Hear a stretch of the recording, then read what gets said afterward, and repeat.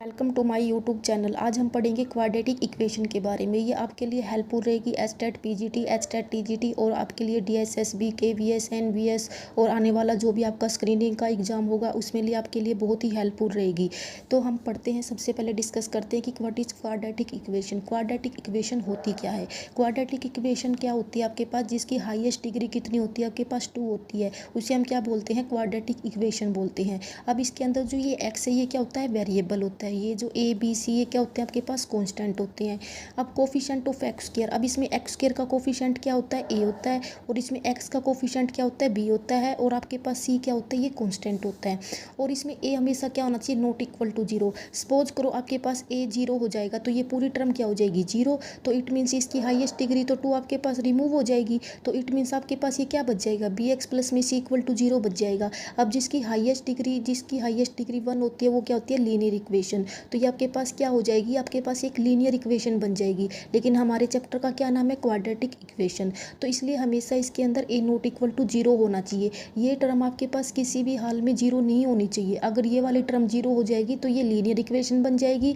लेकिन इसके अंदर ये आपके पास लीनियर इक्वेशन नहीं, हमारे पास क्वाड्रेटिक इक्वेशन ही होनी चाहिए। आपके पास बी भी 0 हो सकता है, सी भी 0 हो सकता है, तब भी आपके पास ये क्या रहेगी, क्वाड्रेटिक इक्वेशन रहेगी। इतना। इससे आगे हम पढ़ते हैं क्वाड्रेटिक एक्सप्रेशन के बारे में। क्वाड्रेटिक एक्सप्रेशन क्या होता है, ए एक्स स्क्वायर प्लस में बी एक्स प्लस में सी। ये आपके पास क्या होता है, क्वाड्रेटिक एक्सप्रेशन। एक्सप्रेशन का मतलब क्या होता है, इसके अंदर जो भी ये कोफिशिएंट और ये जो वेरिएबल्स है इसके अंदर हम मैथमेटिकल ऑपरेशन लगाते हैं, तो इसको हम क्या बोलते हैं, क्वाड्रेटिक एक्सप्रेशन बोलते हैं। अब थर्ड आता है इसके बाद क्वाड्रेटिक इनइक्वालिटी। ये क्या होती है, ए एक्स स्क्वायर प्लस में बी एक्स प्लस में सी ग्रेटर देन 0 और ये होता है लेस देन 0। तो इनको क्या बोलते हैं, हम क्वाड्रेटिक इनइक्वालिटीज़ बोलते हैं। अब आपके पास आता है रूट क्या होती हैं। अब रूट का मतलब क्या होता है, ये आपके पास एक क्वाड्रेटिक इक्वेशन दे रखी है। अब इसके अंदर ये जो एक्स है इसकी जो भी वैल्यू होगी, ऐसी वैल्यू रखेंगे इसके अंदर हम, जो इस इक्वेशन को क्या करेगी, सेटिस्फाई का मतलब क्या होता है, इसके अंदर लेफ्ट हैंड साइड और राइट हैंड साइड इक्वल आनी चाहिए। जैसे सपोज करो मेरे पास एक क्वाड्रेटिक इक्वेशन है। क्वाड्रेटिक इक्वेशन क्यों आपके पास ये, क्योंकि एक्स स्क्वायर प्लस में, क्योंकि इसकी हाईएस्ट डिग्री कितनी है, 2 है, इसलिए आपके पास क्या रहेगी, एक क्वाड्रेटिक इक्वेशन रहेगी।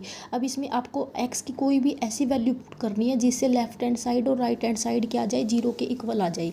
अब सपोज करो मैंने एक्स की जगह -4 पुट किया तो यहाँ हो जाएगा -4 का स्क्वायर प्लस में 7 इंटू में -4 प्लस में 12 इक्वल टू 0। तो यहाँ पे -4 का स्क्वायर क्या हो जाएगा, 16 माइनस का 28 प्लस में 12।